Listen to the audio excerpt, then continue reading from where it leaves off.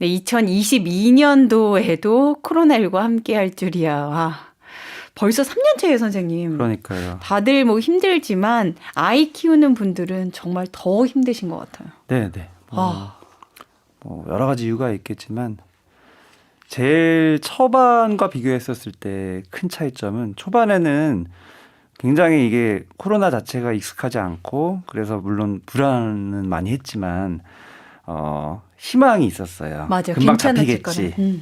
뭐 몇 주 안에 잡히겠지. 맞아요. 예, 길어야 뭐 여름 안에 잡히겠지. 이랬는데 이렇게 3년 차까지 올 거라고 생각을 전혀 못했던 것 같아요. 그리고 이제는 정말 지쳐 있는 게 참 힘든 것 같아요. 희망을 가지기가 쉽지가 않고 점점 더 확진자 수는 계속 늘어나고. 예. 그리고 뭐 한치 앞을 내다볼 수 없고 특히 아이 키우면은 이 뭐 등원 등교가 굉장히 중요한 일인데 네. 뭐 다음 주가 개학이어도 미리 알 수 없는 이런 상황들이 생기니까 뭐 일하시는 분들도 그렇고 그렇지 않은 경우도 마찬가지. 뭐 계획을 할 수가 없잖아요. 맞아요. 네, 그게 참 힘든 것 같아요. 또 그런 것과는 조금 결이 다르게 어쨌든 교육이라는 게 필요한 나이인 게 이제 아이들인데 네. 학교나 뭐 유치원, 뭐 어린이집을 잘 못 가는 이런 상황. 물론 온라인으로 하긴 하지만 또 수월하지 않은 경우들이 있으니까 이게 뭐 잠깐이면은 별 지장이 없겠지만 이게 3년 차가 되다 보니까 격차가 커지더라고요. 뭔가 뒤떨어지진 않을까, 뒤처지진 않을까 이런 고민이 많아지고 또 이제 주변에서 듣는 얘기를 보면은 오히려 이렇게 학교에 못 갈 때 학원은 또 더 열심히 많이 가서 오히려 이때 진도를 더 많이 빼놓는 애들도 있는 얘기를 들으면은 더 불안해지죠. 맞아요. 네. 또 아이들 언어 발달이나 사회성 발달이 늦어진다라는 정말 그런 연구 결과도 막 나오니까 더 걱정이 되는 거예요. 아, 나만 너무 애를 집에서 이렇게 봤나? 그래도 용감하다는 표현은 좀 잘못된 것 같은데 나가서 부딪혔어야 되나? 막 이런 생각도 들더라고요. 네. 진짜로 용감하다는 그 표현이 딱 어떻게 보면 맞게 그렇게 마음이 흘러가는 것 같고 내가 너무 조심했나? 네. 네. 아, 이렇게 스스로를 또 이렇게 자책하게 되더라고요. 되고 후회하게 되고 네.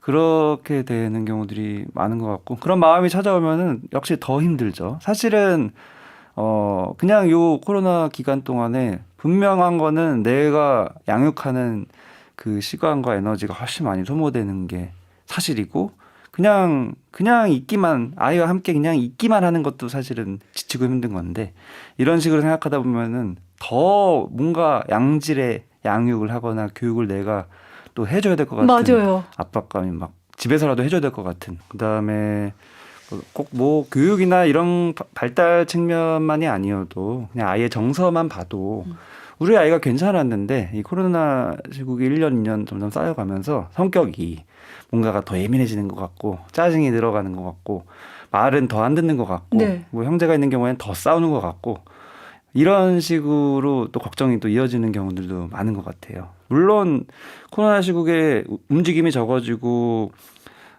신체적인 컨디션도 뭔가 불규칙해져지고 저조해지면은 역시 정서적으로도 불안정해질 수밖에 없는 게 맞아요. 아이들도 이제 그런 게 맞는데 진짜 중요한 거는 부모 된 나 자신도 지금 나도 흔들리니까. 나도 너무 지금 흔들리고 있는 거죠. 몸도 물론 불규칙적으로 살고 있는 거고 신체적 컨디션 저희가 이 현실 육아에서 처음에 다룬 가장 굉장히 기본적인, 중요한 기본 먹고 자는 패턴도 흔들리고 운동 못하고 그다음에 또 나 자신을 위한 시간을 따로 떼어서 쓸 수 있는 시간 자체가 아예 안 나는 그래서 원래 운동을 조금씩 하던 분들도 코로나 이후로는 아예 못하는 분들도 많고 취미생활도 조금씩 이제 해보다가 또 접게 된 분들도 많고 맞아요. 일도 좀 이제 해보려다가 접게 되는 분들도 많고 이런 게 쌓이다 보면은 진짜 마음이 불안정해져요. 그런 상태에서는 아까 말씀하신 그런 여러 가지 불안한 상황에서 자책감 쪽으로 귀결되기가 쉽죠. 왜냐면은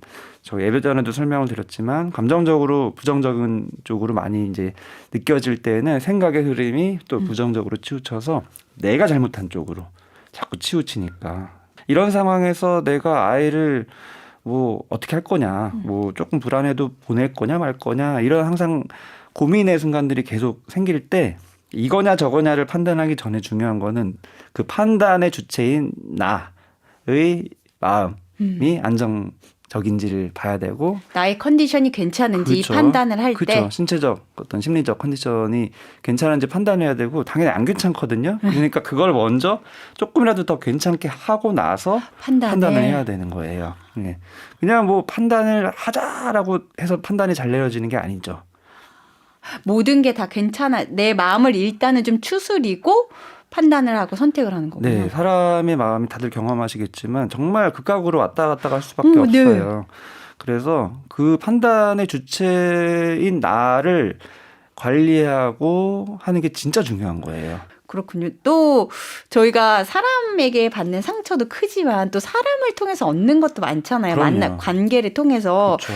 근데 코로나19 상황이 길어지다 보니까 사람을 못 만나는 것도 굉장히 답답하더라고요. 뭐 전화 통화를 해도 되지만 이게 또 만나서 얘기하는 거랑은 다르잖아요. 그렇죠. 이게 뭐 단순히 뭐 지겹다 또는 뭐 친구 못 만나서 뭐 스트레스 못 풀어서 답답하다 요런 정도가 사실은 아니라 사람은 물론 뭐 사람마다 성향 차이는 조금씩 있겠지만 네. 어쨌든 관계라는 게 굉장히 중요한 부분이 있어서 네.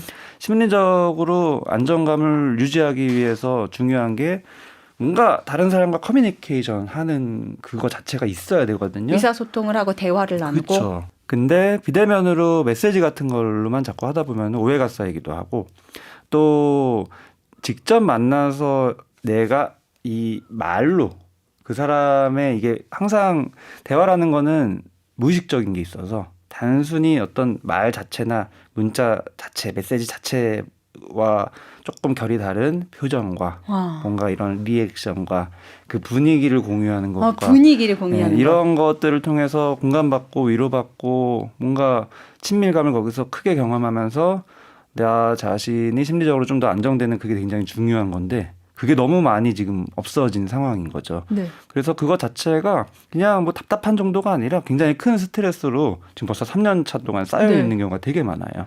그러면 뭐 지금까지는 그래 어떻게 버텼다라고 하는데 앞으로는 좀 어떻게 해야 될까요? 뭐 전화 통화를 더 많이 해야 되나?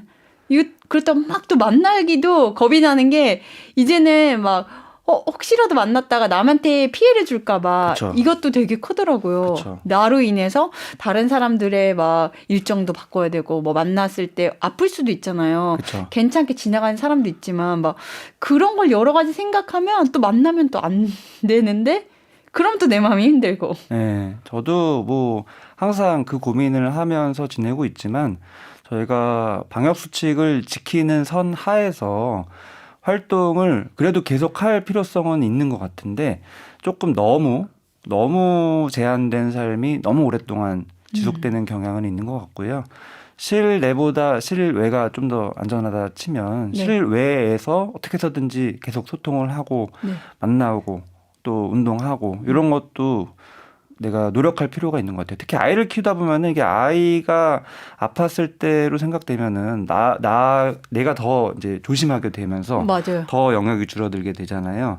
물론 이것도 안전도 중요하지만 이게 잠깐 지나갈 거면 안전에 최선을 다해야겠지만 이게 계속되고 있기 때문에 내가 인식하지 못하는 사이에서 오히려 이 안전보다 더 중요한 점을 많이 놓치게 되고 있는 게 부모된 나한테 있을 수도 있고 사실은 아이한테도 마찬가지고요. 아이들이 요새 너무 많이 외부 활동을 못하고 또 특히 어떻게 보면 부모보다도 더 활동을 많이 해야 되는 게 아이인데도 맞아요. 너무 제한되어 있고 이게 신체적인 발달, 뭐 정서적인 발달, 인지 발달 모든 거에 다 영향을 주고 있는 게 사실이기 때문에 조금 이쪽에 대한 관점을 이제 장기화될수록 조금 더 신경을 그쪽으로 많이 써야 되는 것 같아요. 이게 하루 이틀 끝날 문제가 아니까 장기화가 될 경우 그러니까 내가 알아서 이제 대비책을 좀 세워보는 거네요. 그렇죠, 그렇죠. 근데 문화적으로도 우리가 이제 그런 활동을 하는 거가 또 비난받는 그런 문화가 너무 세서 그렇죠. 더 조심하는 것도 또 있었잖아요. 네네. 근데 그런 것도 조금 서로 좀 방역수칙 지키면서